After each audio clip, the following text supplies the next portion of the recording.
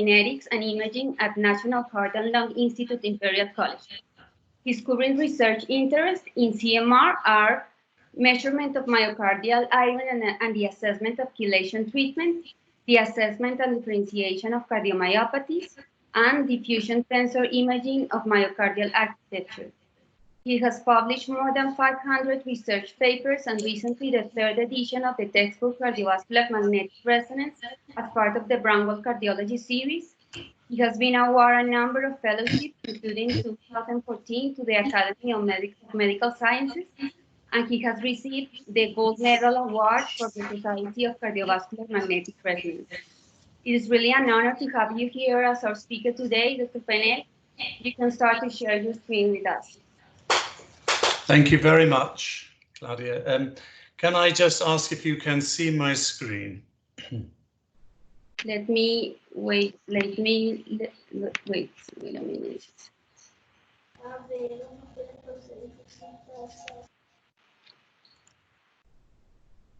Yes, we are seeing your screen. Lovely, perfect. Well, thank you for the introduction.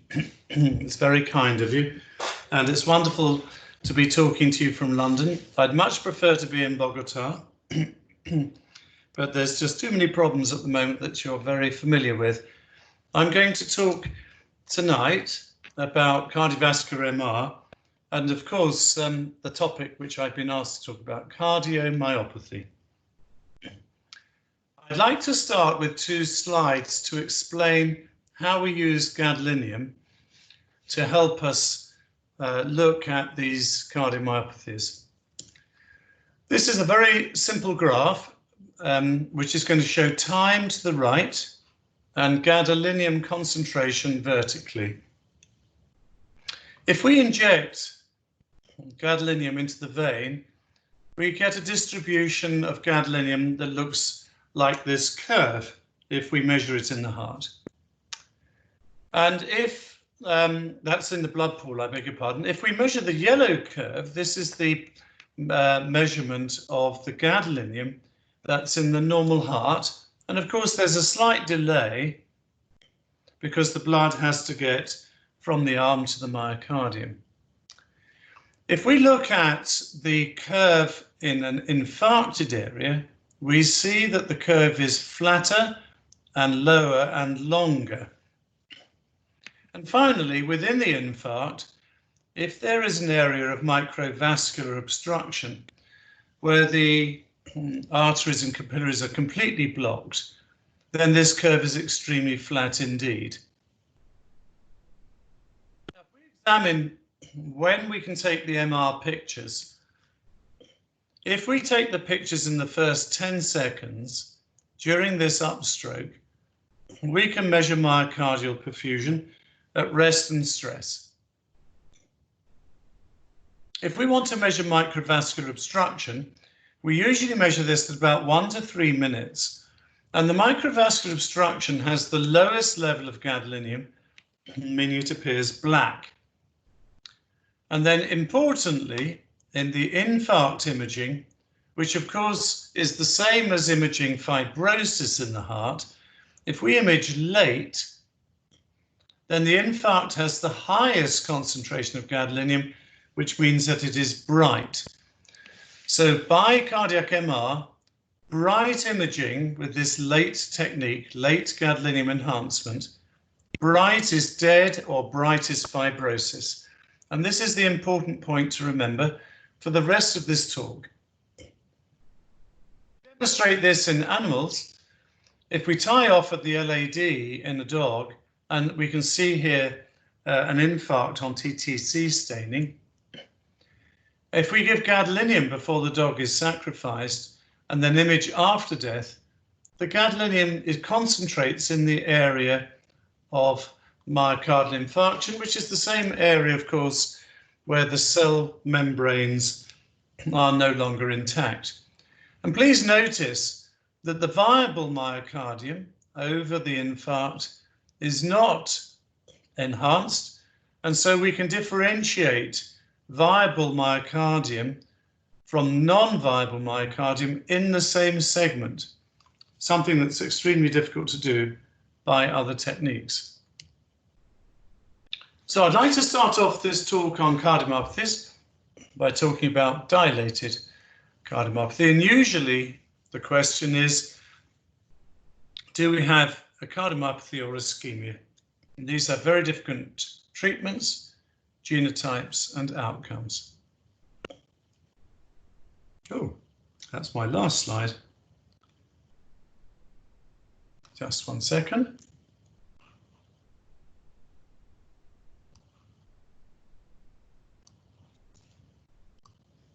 So, a long time ago, 2003, we studied 90 patients in the heart failure clinic who had heart failure with systolic dysfunction, 27 with previous infarction, and 63 with no previous infarction, and 15 controls. And I'd like to show you the results.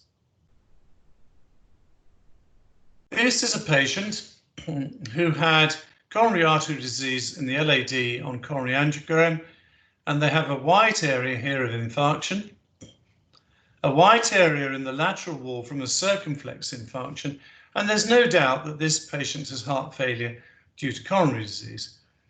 In the controls who had no infarction, there was no late gadolinium enhancement.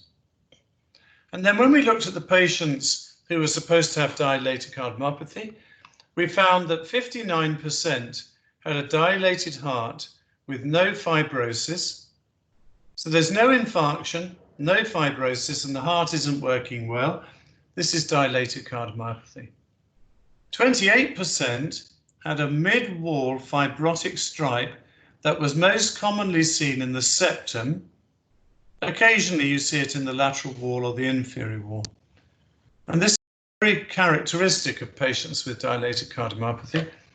And then finally, about 1 in 7 patients who did not have infarction in their history and did not have an infarction on their ECG had infarctions on the cardiac MR, both here in the anterior wall and the inferior wall.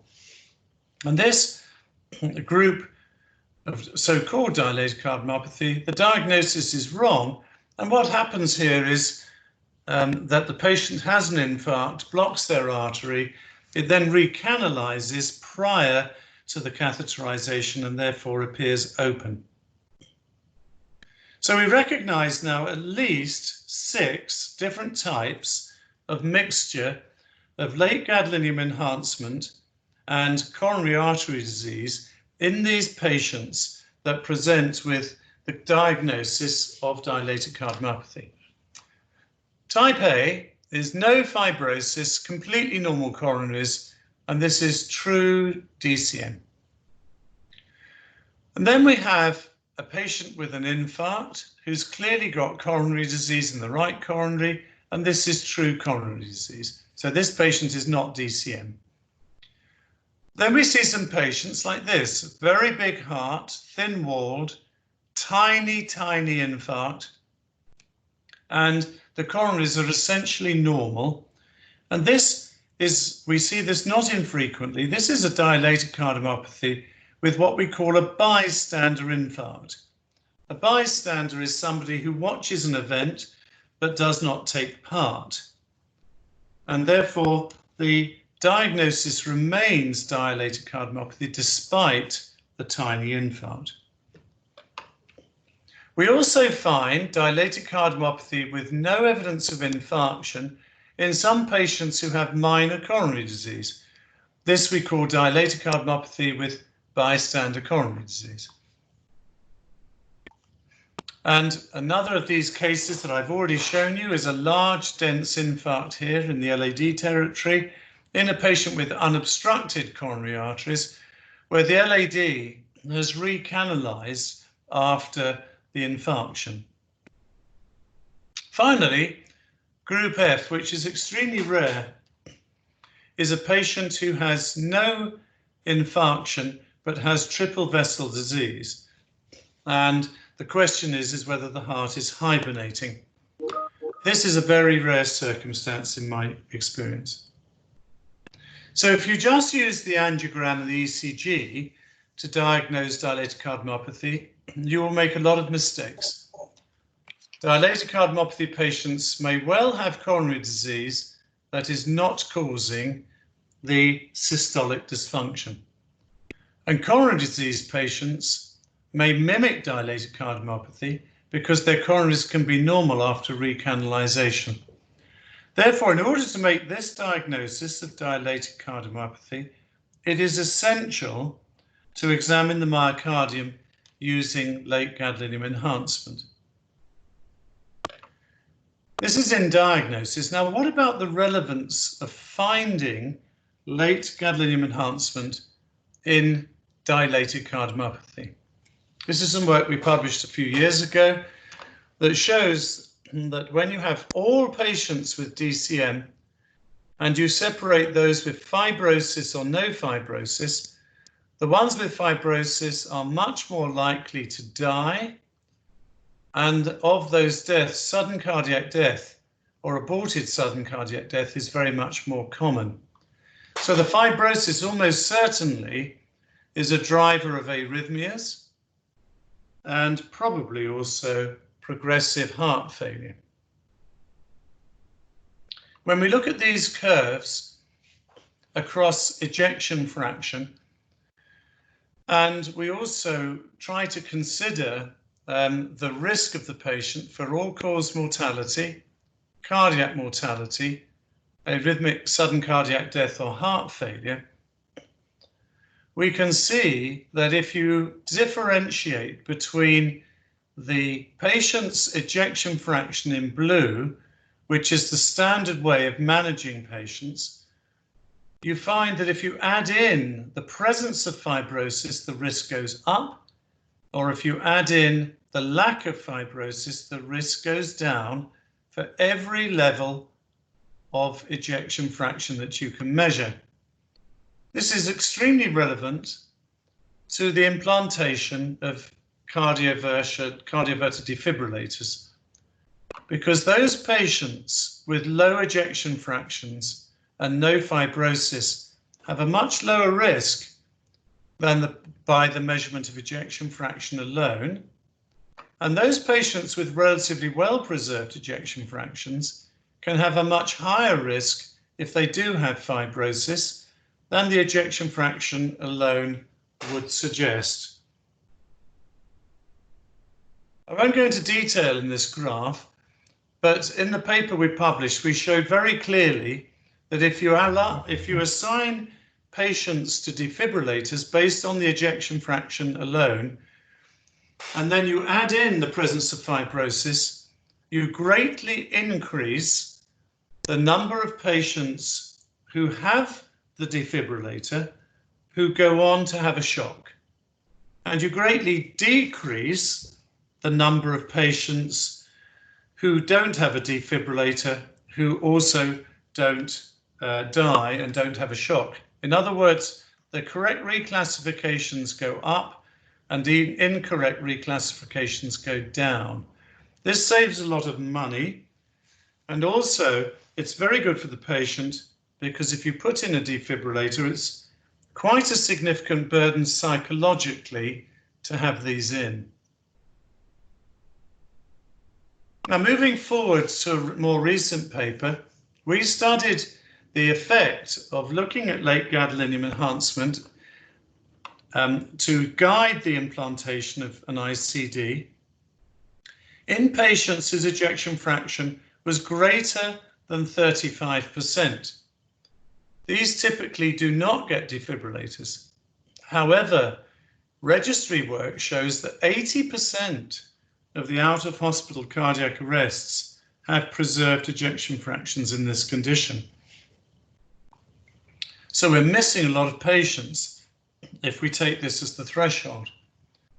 To make sure that we were well clear of 35, we used patients in this study who had an ejection fraction of 40% or more, definitely not considered for ICDs.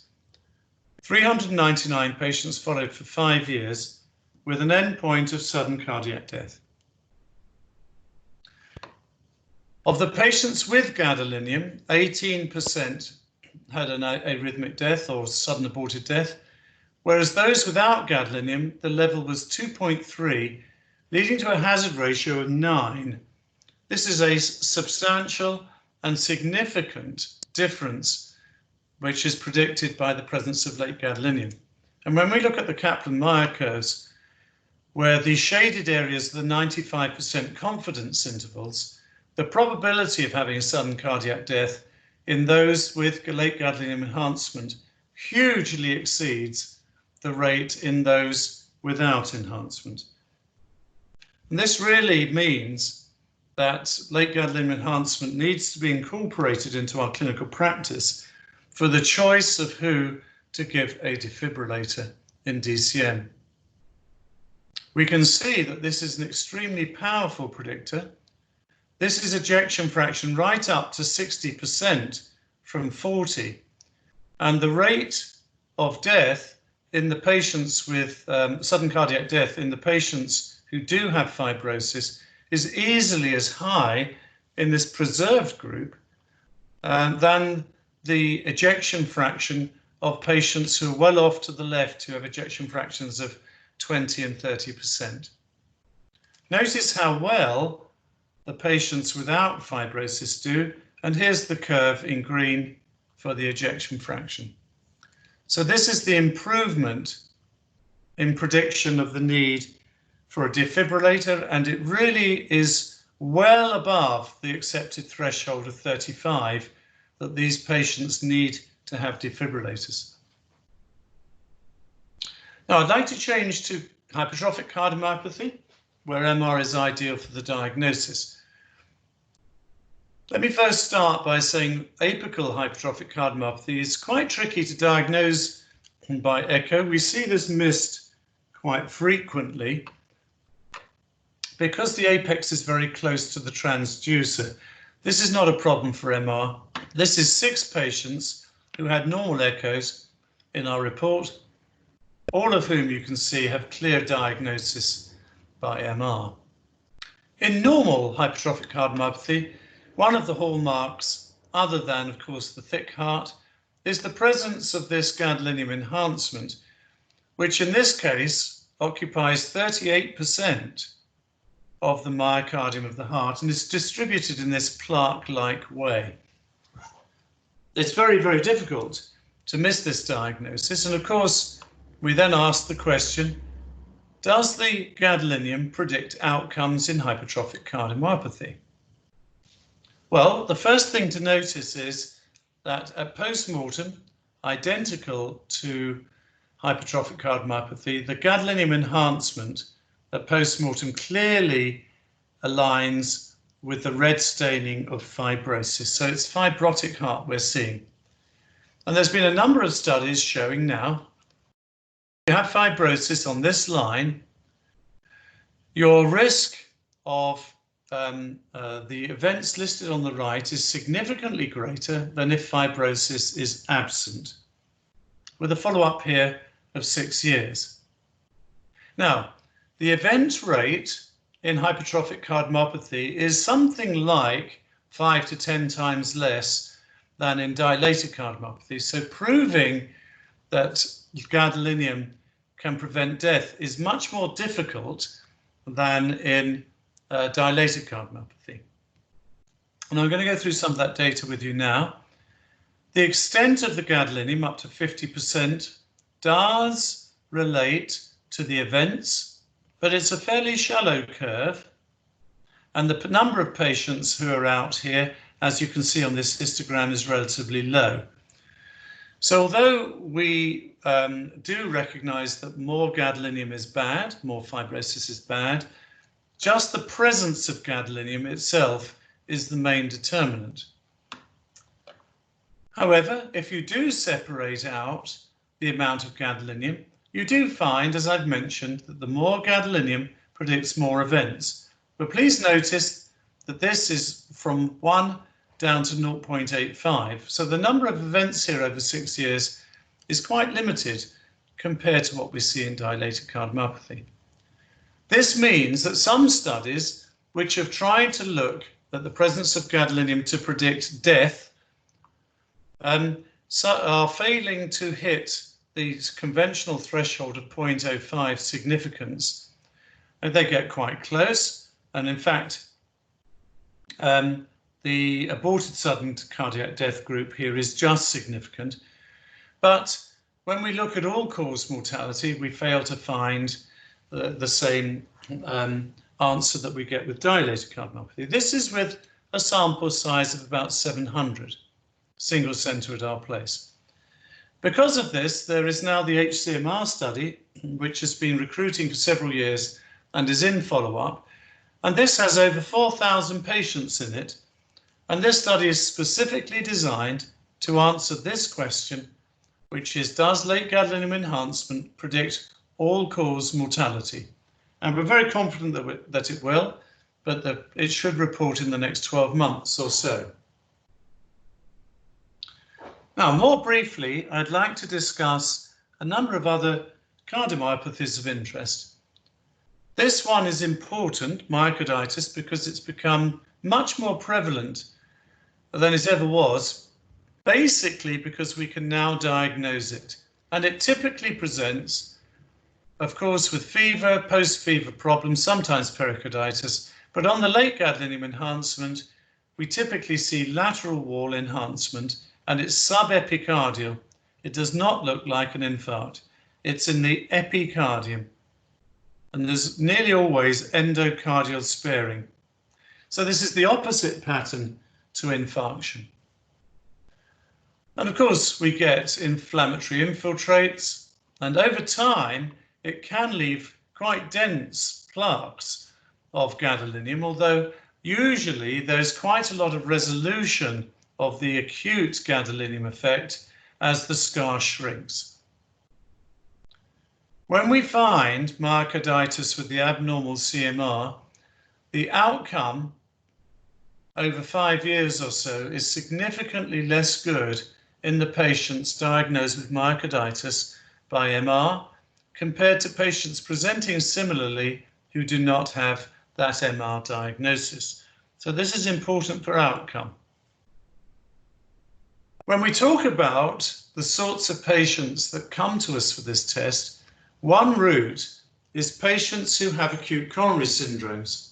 Some years ago, we studied 60 consecutive patients from our cath labs who presented with an acute infarction with all the typical signs but had completely normal coronary arteries. Half of these turned out to have quite clear myocarditis on cardiac MR. 12% had clear infarction with recanalization, 3% had Takotsubo, and we didn't make a diagnosis in a third. This number is going down in modern scanning. This was 13 years ago. But the headline, 50% due to myocarditis. That small number that I mentioned to you of Takotsubo, well recognized in the cath lab, is very, very easy to diagnose by MR for two reasons. You get the apical ballooning in the typical form, and usually there's no gadolinium within this area of dysfunction. It's unusual to have gadolinium in Takotsubo. So it's reversible because it's viable. Another condition that has been quite difficult to manage and diagnose clinically is arrhythmogenic ventricular cardiomyopathy.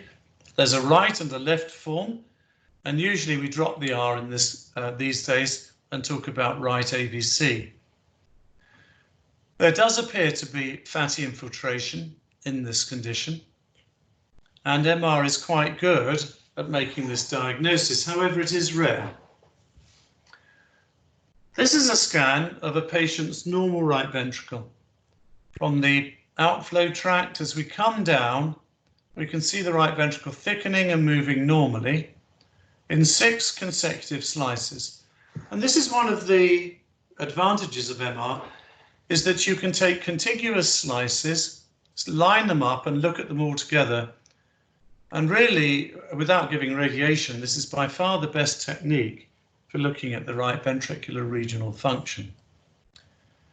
When we find minor abnormalities, and being able to compare them from location to location is quite helpful.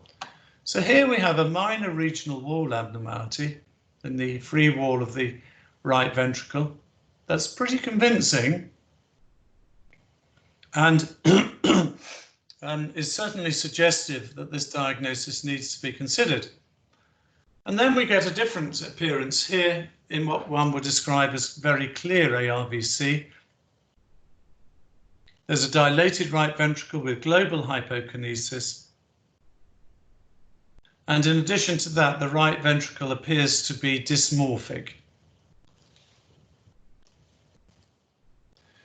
In ARVC, when we look at time over 8 years and where the diagnosis is abnormal by MR as opposed to normal by MR, again, there is a significant survival or event-free difference in those where the MR is positive. And according to the number of abnormalities you've got, regional wall motion abnormality, right ventricular dilatation, or other abnormalities such as aneurysms, that also increasingly predicts the outcome. Myocardial amyloidosis, not uncommon and very, very important diagnosis to get to the MR scanner. Typically, we find a thickened myocardium.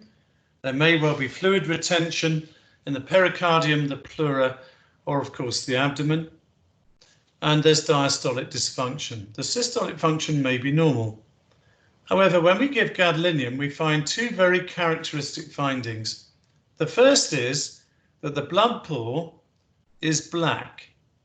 Now, on other late gadolinium enhancement pictures, the blood pool is white. Amyloid seems to bind gadolinium and suck it out of the blood very, very fast. And because of that, the blood pool is black in this condition. Typical findings in the myocardium are subendocardial enhancement, although it can be patchy and it can be transmural. But this is quite a typical finding in the setting of a black blood pool for amyloidosis. In addition to that, we can also measure the T1, which is a relaxation parameter of the heart, and we can also measure, by knowing the hematocrit, the extracellular volume of the myocardium, shown here in green and blue. Now, amyloid is an extracellular protein, and therefore it expands the extracellular volume. This not only puts up the extracellular volume, but also puts up the T1. So here's a patient who at baseline has got a T1 that's raised. The normal value is somewhat over 1,000, so this is raised. And the normal upper limit of the ECV, the extracellular volume, is about 28%. Here it is 40. And despite this patient having chemotherapy, 6 months later, the T1 has gone up, and this blue has turned more into green because the extracellular volume has gone up. So this patient has failed to respond to chemotherapy. And in contrast, here is a responder. The baseline scan, a raised T1, well over 1,000, and a 47% extracellular volume, half the heart full of amyloid. At 6 months, the T1 has come down by 20 milliseconds. The ECV has come down by 4%, so you see more blue appearing.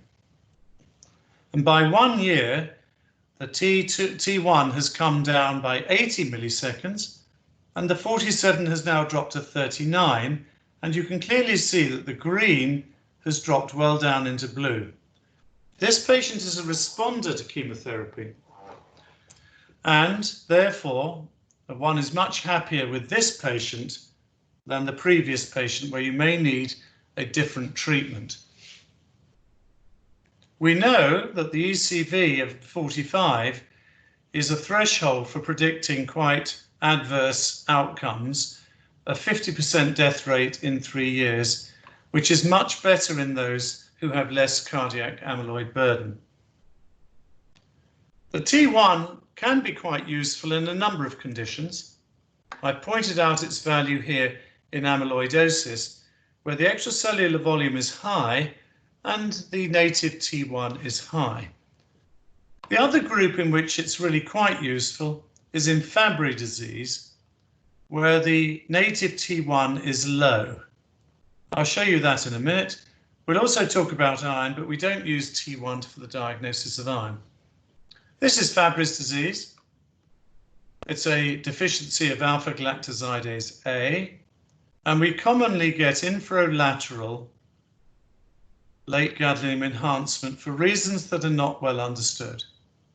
But when we look at the T1, here we see that in a normal scan, compared to Fabry's, we have the left ventricular hypertrophy, but we're seeing a lot of blue here, which is low T1, and there's gadolinium enhancement in the inferolateral wall, which you see here.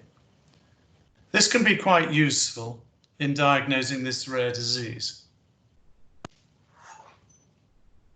A more common disease than Fabry's is sarcoidosis, something we see quite a lot of in London.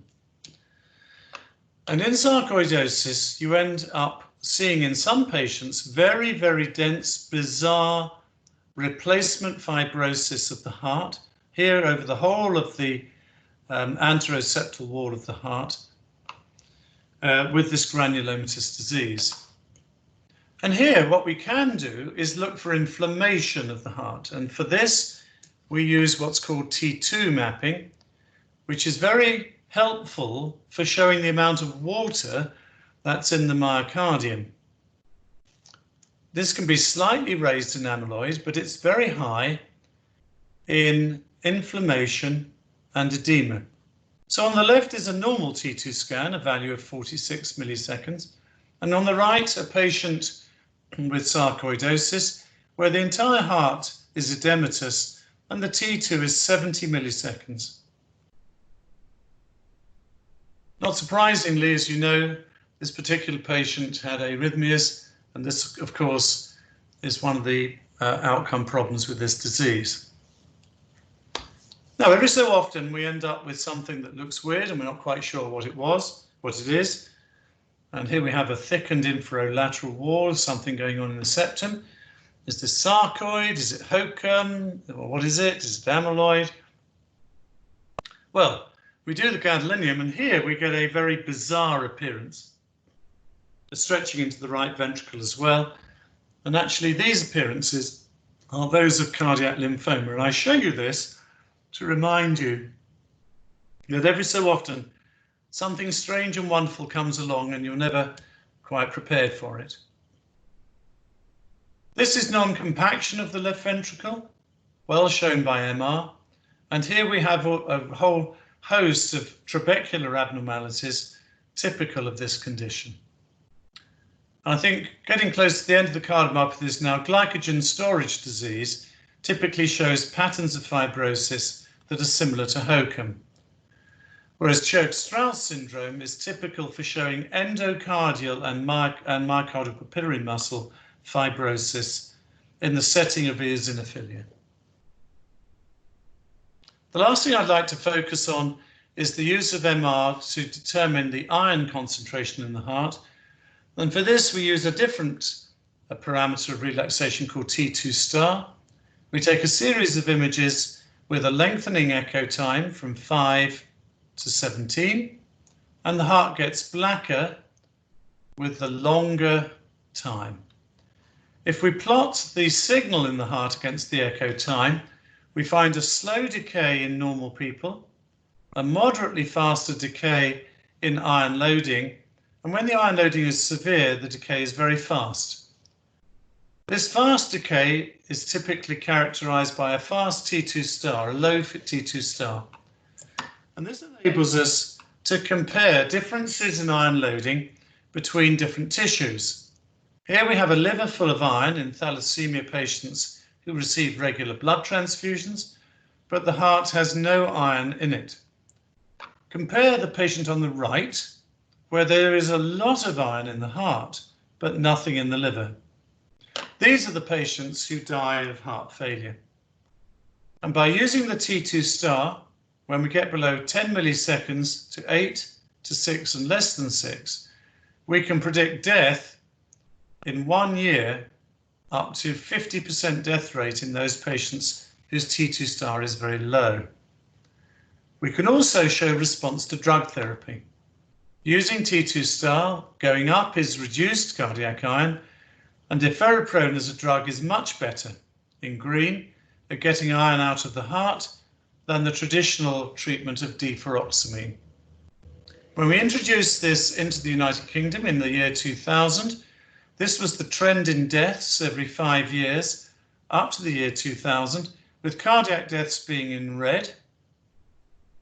We introduced this in the year 2000, and in the following years, there was a 71% reduction in cardiac death. And now cardiac death in the UK has been eliminated. We can now do this all over the world, and many patients are benefiting and living longer lives because of this technology. Up to 30,000 cardiac deaths per year are now thought to be prevented by using this T2 star technique. So in conclusion, cardiac MR is invaluable in cardiomyopathy to phenotype the heart and to visualize the fibrosis. And the bottom line take-home message is this: if you find fibrosis, it increases the risk of arrhythmia, heart failure, and death. Thank you very much.